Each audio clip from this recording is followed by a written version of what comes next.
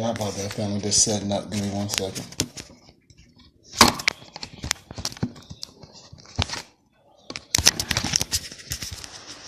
Sorry about that, family. We getting set up. Had a little technical difficulty. Give me 1 second. Let me get this back right. I don't know what happened. Connection or something messed up. Let me get this stuff back in focus. Come on, baby. Sorry about that, family. Give me 1 second. Trying to get this back how I had it. My little thing is falling off this morning. I'm getting crooked. Stand up. Stand up. There we go. It's a little leaning, but that'll work, family. We're going to drop the science real fast because we need it. So I'm going to give a couple of my people a second to log in. We're going to dive into this science soon as a couple people log in. So give me a second and we're going to jump into the science because it's necessary. It's very necessary. So let me get everything set up before we can jump into this teaching. So bear with me. Let me get this stuff set on up. Make sure everything rocking, right? Oh yeah, oh yeah. So I'm gonna give a couple seconds for a couple of my people to log in because I told you this early morning lecture time. You got to go to work in the morning at night, so you can tune in and get this work. So give me a second. I hope everybody can see. Because this thing is tripping this morning. It won't stand up. Well, I have to unplug it for now. And go from there. And then once it starts dying, I'll plug it back up. Once I start losing juice, I'll plug it back up. So, family, I just want to touch on a couple topics so we can get out of arguing and get out of who someone else is and get into knowing exactly who you are.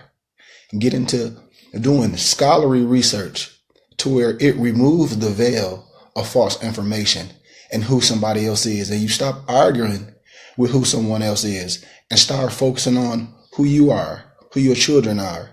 Operating 720, operating as a full master Mesa, operating as a Muur, not a nigger or African American.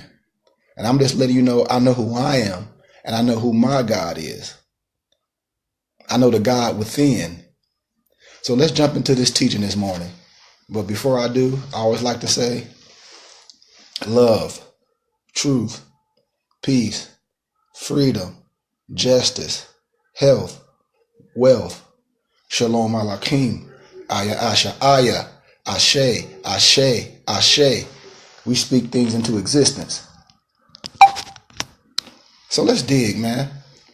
I keep seeing so many brothers and sisters arguing who someone else is and trying to make themselves like, oh, where someone is less fortunate, trying to make yourself inferior. Well, the history books, our history books, their history books, scholarship tells you exactly who you are. I tell you, my brothers and sisters, most of my lectures are done on Orthodox Catholic churches, are done in mosques with other different nationality backgrounds that want to know the craft. And I'll be telling most of my brothers and sisters, I hardly do lectures in the so-called black community because they're religious and they don't want to hear the truth. When I come with reference, scholarly research to prove everything you think you believe is a big lie. Give me 1 second. Let me get my juice. Hold on.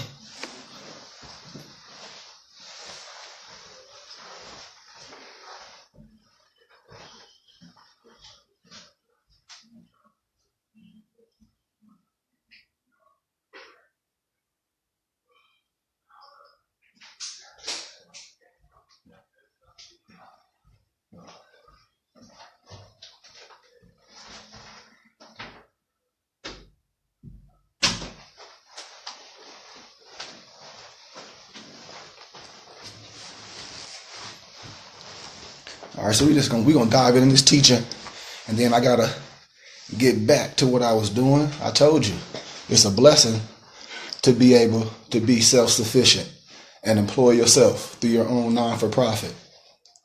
So let's jump into the science if we can get things straight. When I say you must know who you are, and when you know who you are, you eliminate all the problems. You eliminate the veil.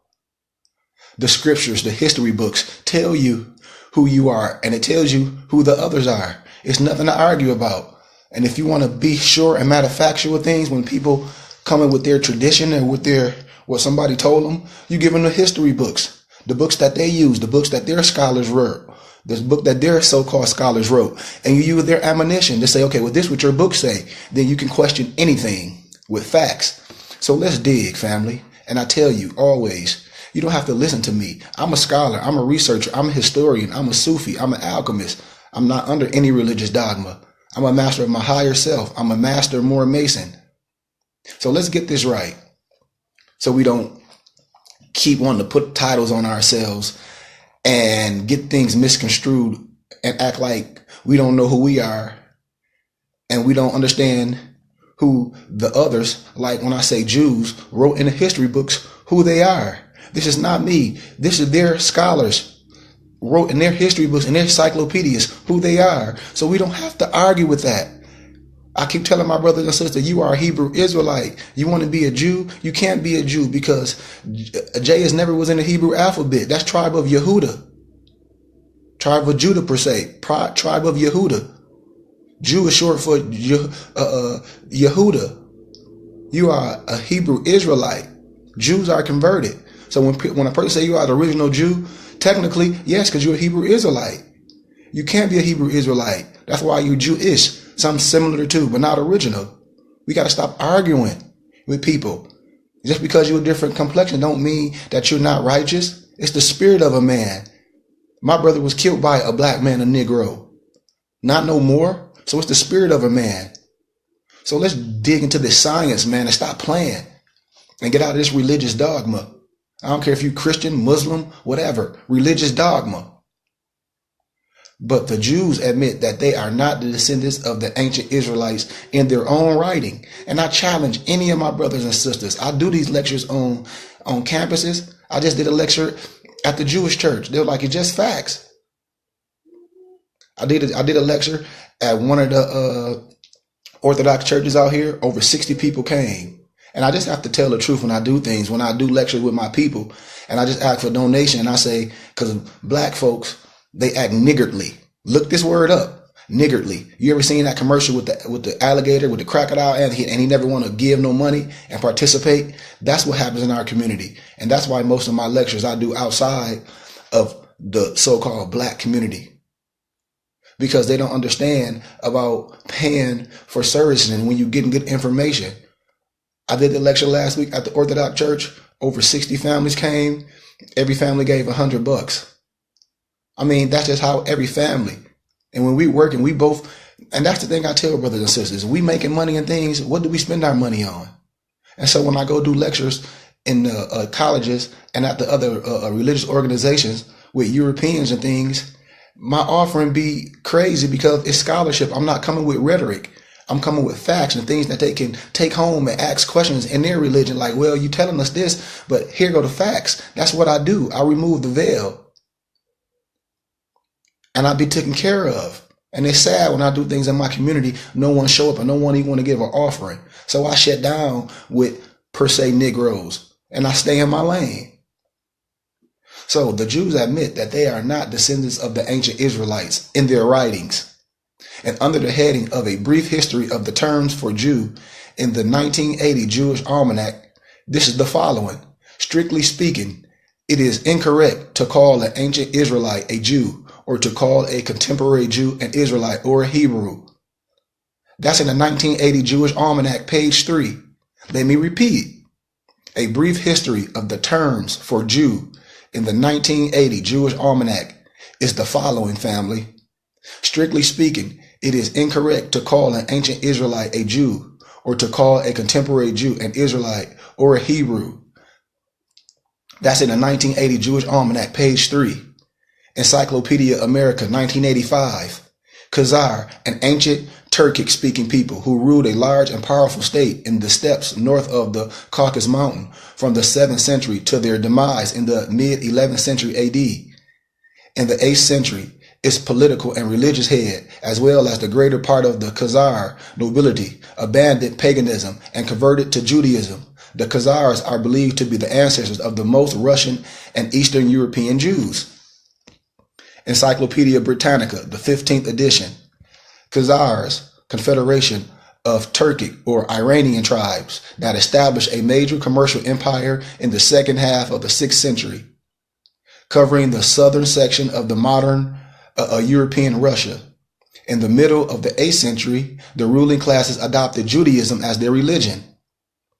Academic American Encyclopedia, 1985. Ashkenazim, Ashkenazim. The Ashkenazim are one of the two major divisions of the Jews, the other being the Sephardim. The Sephardim, I'm going to tell you, you got Ashkenazi and you got Ashkenazim. It's two different ones. I'm going to show you. But Encyclopedia America, 1985, Ashkenazim. The Ashkenazim are the Jews whose ancestors lived in Germany, in German lands. It was among Ashkenazi Jews that the idea of political Zionism emerged, leading ultimately to the establishment of the State of Israel in the late 1960s. Ashkenazi Jews numbered some 11 million, about 84% of the world Jewish population. And this is just in their books.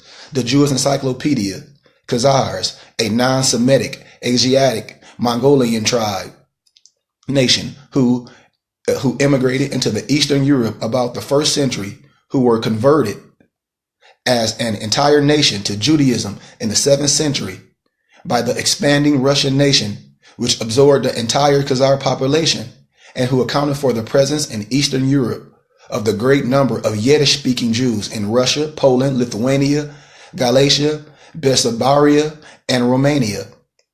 When I say, European Jews, converts. I mean, it's just scholarship, family. Get out all that yelling and screaming and know who you are. And then you eliminate the veil. The Encyclopedia Judaic, 1972.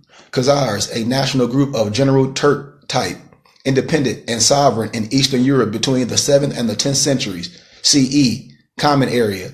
During part of this time, the leading Khazars professed Judaism in spite of the negligible information, or the information that they had, of an archaeological nature. The presence of Jewish groups and the impact of Jewish ideas in Eastern Europe are considered during the Middle Ages. Groups have been mentioned as migrating to Central Europe from the East, often have been referred to as Khazars, thus making it impossible to overlook the possibility that they originated from within the former Khazar Empire. The Universal Jewish Encyclopedia. The primary meaning of Ashkenaz and Ashkenazim in Hebrew, in Germany, and Germans. This may be due to the fact that the home of the ancient ancestors of the Germans in Medea, which is biblically Ashkenaz, Karus, is of the opinion that in early medieval ages, the Khazars were sometimes referred to as Ashkenazim. About 92% of all Jews, or approximately 14,500, are Ashkenazim. Zim, New Groller Encyclopedia, Khazars, a Turkic people, created a commercial and political empire that dominated substantial parts of South Russia during much of the 7th through the 10th centuries. During the 8th century, the Khazar kingdom, or the king, were converted to Judaism. The Bible relates that the Khazars, Ashkenaz Jews, are the sons of Japhet, not Shem. Now these are the generation of the sons of Noah, Shem, Ham, Japhet. And unto them were sons born after the flood, the sons of Japhet, the sons of Gomer, Ashkenaz. It ain't no white, black, and light-skinned family. You got to get this stuff right. Genesis 10, 1 and 3. Therefore, the Bible proved that the Ashkenaz Jews, Khazars, are not the descendants of Shem and cannot be Semite. Kimmerite king adopts Judaism and converts his army and people. Kimmerite or Himmerite, K-I-M-Y-A-R-I-T-E or H-I-M-Y-A-R-I-T-E. The Jewish Encyclopedia, page 403, Sebans, the inhabitants of the ancient kingdom of Sheba in southern Arabia, known from the Bible, classical writers, and native inscriptions. The genealogies of Jesus give 3 pedigrees of Sheba, ancestry of Sabans, who is variously termed the sons of Rama, Raamah, and the grandson of Cush, Genesis 10 and 7, 1 Chronicles 1 and 9. Compare Ezekiel 27 and 22 and Ezekiel 38 and 13, the son of Joktan, Joktan, and a great-great-grandson of Shem. Read Genesis 10 and 28, 1 Chronicles 1 and 22. The son of Joksan and the grandson of Abraham by Kithera, and the grandson of Abraham by Kithera. Read Genesis 25 and 3, 1 Chronicles 1 and 32. There seem therefore to have been 3 stocks of Sabanines or Sabins, one in Africa. You can compare the Ethiopian city of Saga, mentioned by Strabo in geography, and the other 2 in Arabia.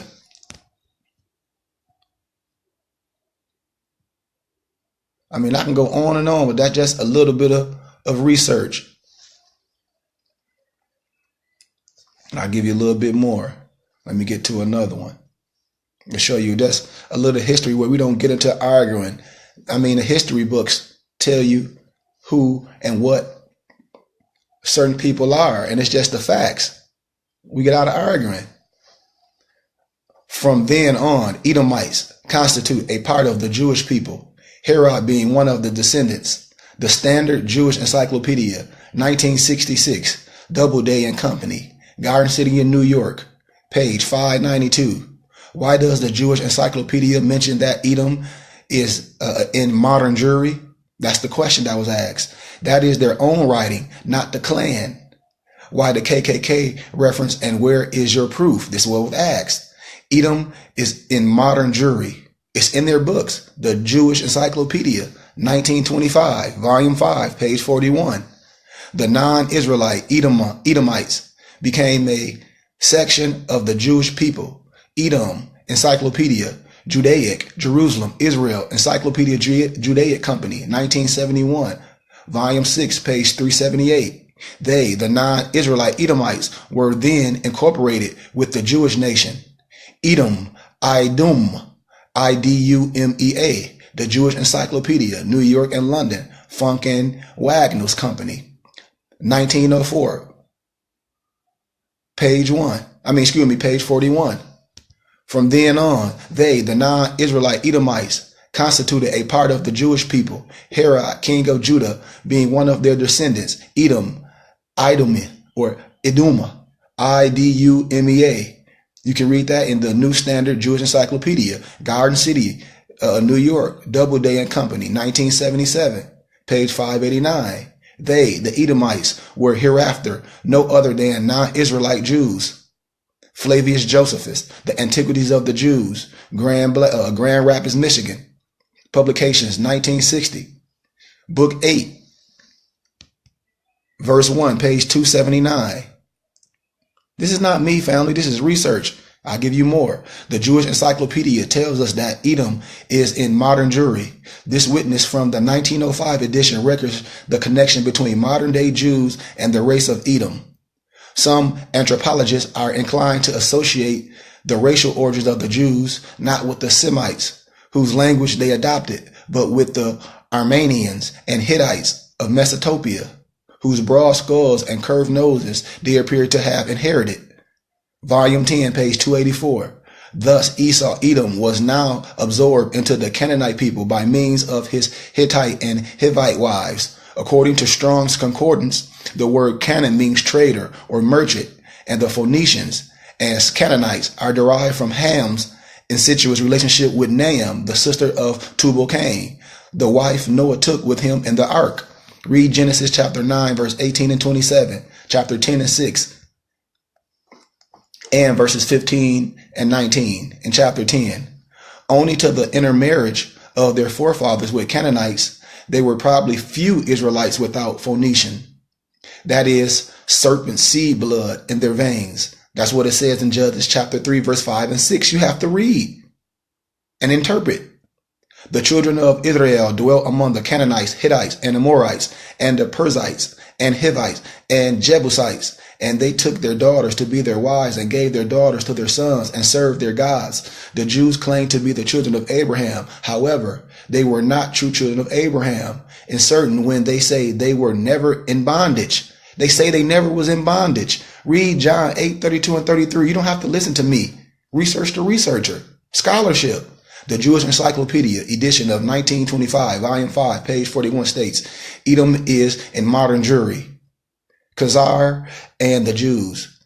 Read H.G. Wells in his great outline of history verifies what we have just went over, that millennia ago the Edomites became Jews, but then he goes on and gives us another trial to follow and correctly identify the people today who call themselves Jews. He said that these Edomites or the Edomites joined with a Turkish people of southern Russia, the Khazars, who also became Jews, and both make up the present day Jews.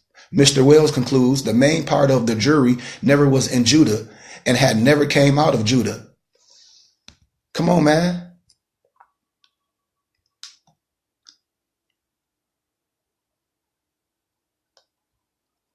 You know how they try to get you with that, with certain things? What, talk about anti-Semitic and all that? Let me give you some history how a person try to use linguistic apartheid on you. When we study anti-Semitism or anti-Semitic, there seems to be several different publications that says when the word anti-Semitism was developed to brand non-Jews with so that they would not interfere with the objectives of the Jews. So take your pick as to how you want to believe about when the word was invented or developed.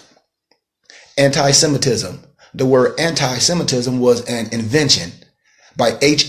Beamish in a New York address, October 30th, November 1st, 1937. In 1848, the word anti-Semitic was invented by the Jews to prevent the use of the word Jew. The right word for them is Jew. Ever since the Jews invented the liberal charge of anti-Semitism in the 1880s, the word anti-Semitism was first printed in 1880. The Jewish Encyclopedia, volume 1, 1901, page 641. It has been built up with the Jewish money, organizations, propaganda, and lies. I mean, flat out. So that now the word is like snake venom, which paralyzes one's nervous system. Even the mention of the word Jew is shunned unless used in a most favorable and positive context. Research that with Charles A. Wiseman, who is Esau and Edom, page 63. Brothers say they living in the last days, but they walking around in fear, where fear is not a godly trait.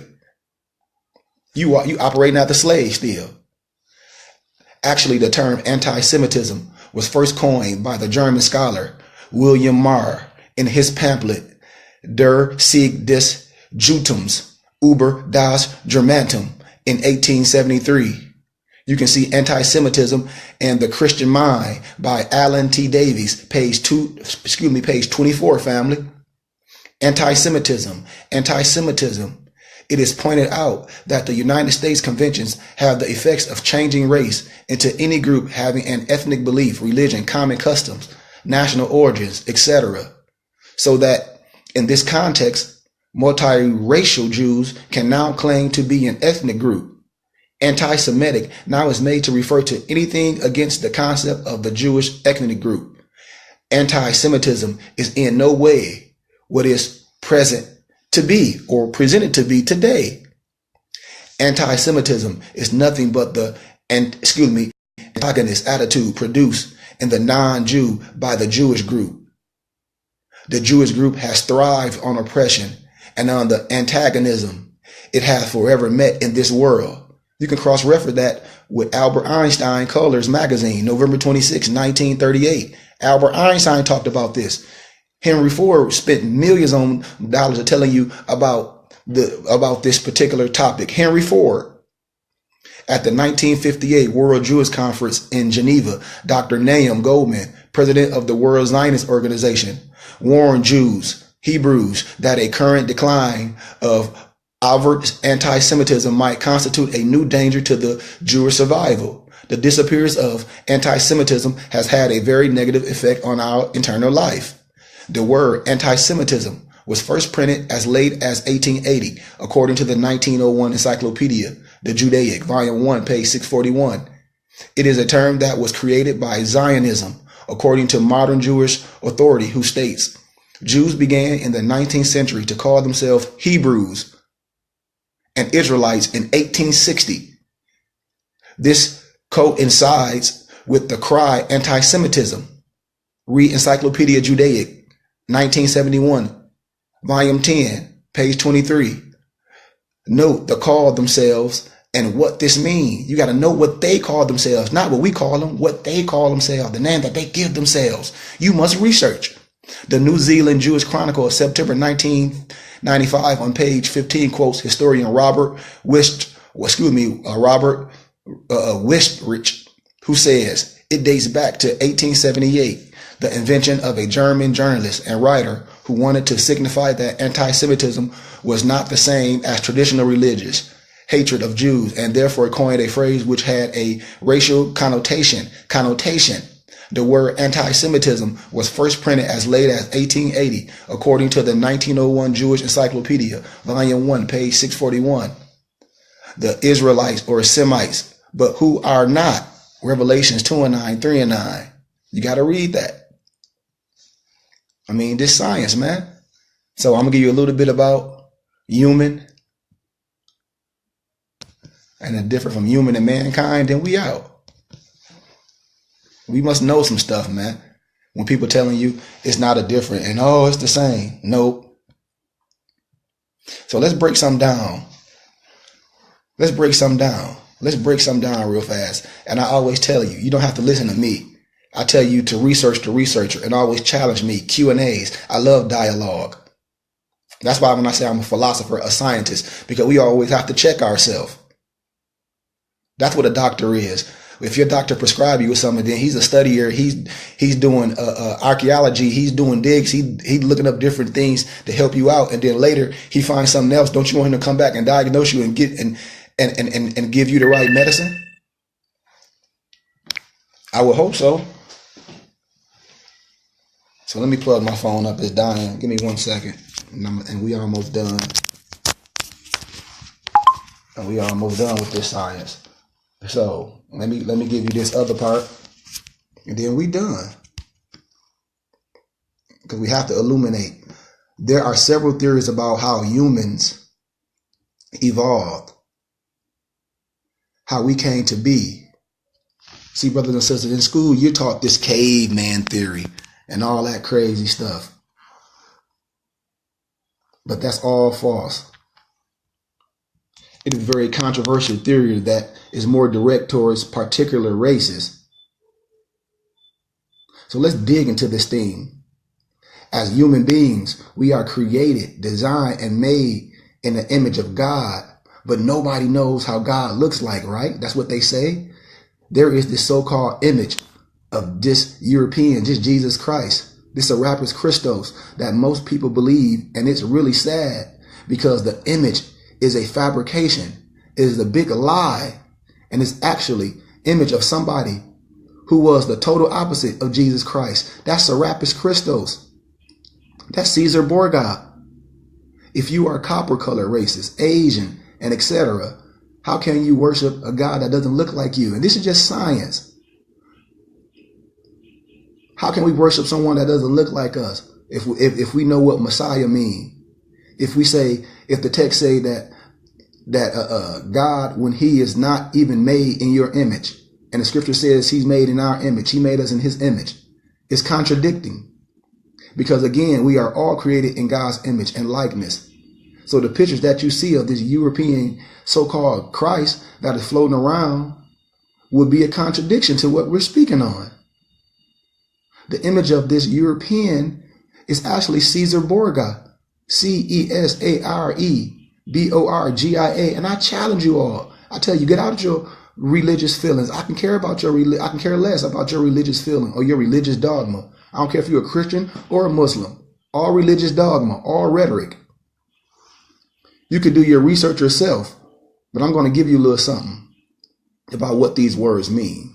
The word you, H-U-E, means color. So if we were to put you and man together, we will have the term human, H-U-E-M-A-N, which would mean colored man. The irony of that is black people are said to be from scientists and ancient writings due to research as the beginners of civilization, where humanity actually evolved from.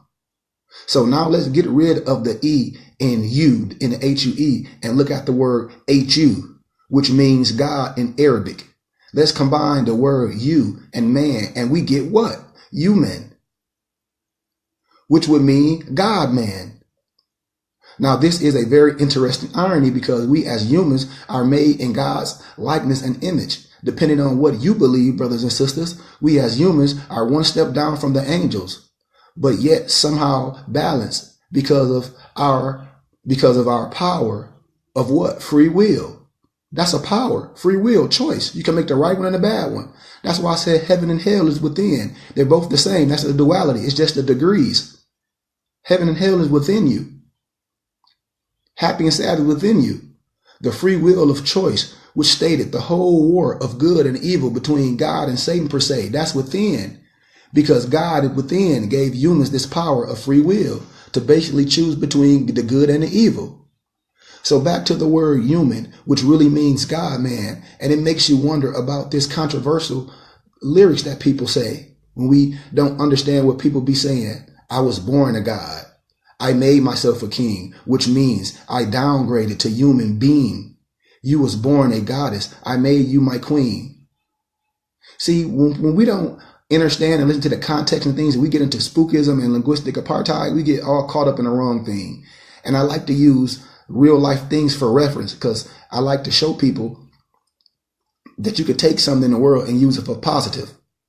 That's what Jay-Z was saying, but it was so over people's head when I tell you that Baphomet was nothing scary. Follow me. Some people are actually offended by the lyrical quote and think Jay-Z should not compare himself to God or to Yahshua for that matter. But look, my brothers and family, I leave you with this. And I challenge you to do some research and get out of that spookism. If we look at the word human and what the suffix of it is, Jay-Z is not our family because, again, we are created in God's likeness and image. That would make us God bodies. But depending on our purpose of why we are created, either we serve as angels or, like the rapper said, we are downgrading as human beings. Or we can elevate ourselves and become kings and queens. Think about this. When I say elevation, when I say illumination, that's what I'll be talking about, my brothers and sisters. Human and mankind. Human and mankind. What that mean? So you have human, H-U-E-M-A-N. And if you break that word into syllables, family, you come up with human, like I just said, H-U-E-M-A-N, which means man of color. And then you have mankind, which means a kind of man, right? Right? See, in early stages of creation, my brothers and sisters, which can be referred in the Bible in Genesis chapter 1, in verse 26, the God said, let us make man in our image, after our likeness, and let them have dominion over fish of the sea, over the fowl of the air, over the cattle, over the earth, and over every creeping thing that's creeping upon this earth. So God created man in his own image. In the image of God created he, male and female, created him, them, plural. So inside of man, you have the male and the female. Now you can take this to be several things. It was shared with me that this was the guardians of divine science, gods, 25 in total, 13 being major and 12 being minor. I'm just giving you the story. We're traveling throughout the universe, creating, and upon arriving to Earth, decided to experiment with a deeper form of science. See, this is just the science. Procreated themselves. The scientists were in disagreement as to what to do with this, to do as the scientists feel in love, their creation, and the 12 minor scientists joined with the creation, and it was praised at their creation of gods. See, it's just certain things that we have to know. And I don't want to dig all into it because